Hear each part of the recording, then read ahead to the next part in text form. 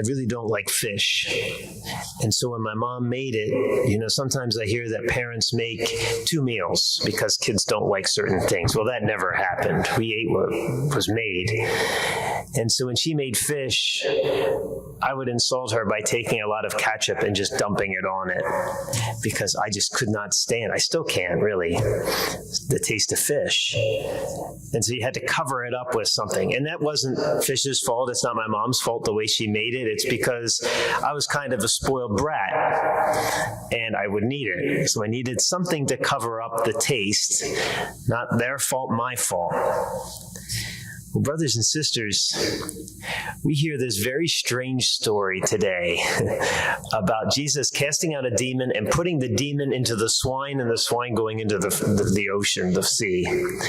It's really weird. It's strange. But God's work is not our way. God's work sometimes can be very unpalatable to us. We don't like it. It can be difficult to see. It was difficult for the people of this region to see. They told Jesus to get lost. Even though he did a good thing, they told him to get lost because it's hard to swallow sometimes. Not Jesus' fault, our fault. We don't understand the ways of God. We have a great saint today who we celebrate, who understood that perhaps God's ways are not our ways.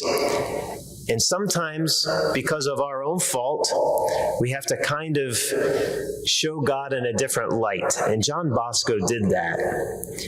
He learned at a very young age that kind of circus acts and things like that could entertain people. And after entertaining, he would give them the gospel. And so he would open people up with the right mind, and then they could hear the gospel. It's not changing the gospel, it's not belittling the gospel, but it's allowing people to hear the joy of the gospel.